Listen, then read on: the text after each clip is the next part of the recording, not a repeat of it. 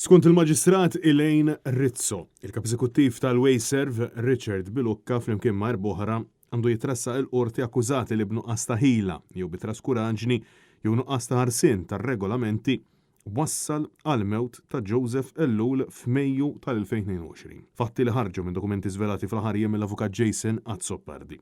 Madankollu minkejja dak li ngħad fil-proċess verbal mill-Maġistrat Rizzo f'April tal-2023 sissa kważi sena wara, għal xi raġuni l-Avukat Ġenerali Victoria Buttigieg għadha m'għamlet assolutament xejn. Kien għalhekk illi l-ġurnalisti staqsow kemm lill-Ministru responsabbli Miriam Dalli kif ukoll lill-Kap Eżekuttiv Richard Bilocca domanda sempliċi ħafna. X'qed jistennew biex jirriżenja Bilocca. Iżda kollox qed jindika li minkejja dawn l-allegazzjonijiet serjissimi huwa determinat li jibqa' iżomm postu.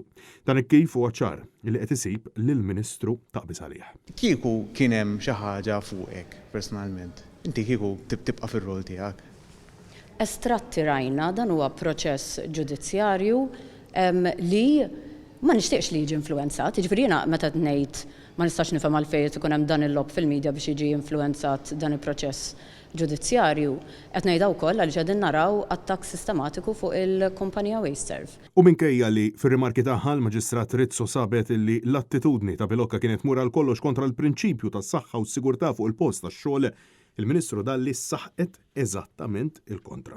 Il-kumpanija Wayserv informata jiena li dejjem ħadet b'serjetà l-issues ta' occupational health and safety. Richard Bilocca kien iddeskriva l-kaġun illi waslet għal-mewt ta' Ellul bħala qatt stupidu. Bil-Kap Eżekuttiv issa jogħġbu ma jikkummentax mal-ġurnalisti. Tibqa' mal-istatement li kontet li dak li kien ġara kien an act of stupidity.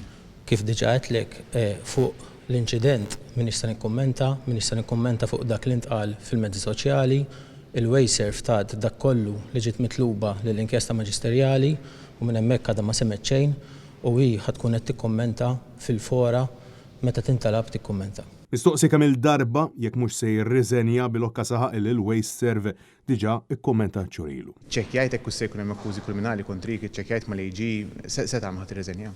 Jiena diġà għedlek illi dak li kellha tgħid il-Wayserv meta kien hemm l-ewwel leak fil-medja qegħdinih b'mod pubbliku.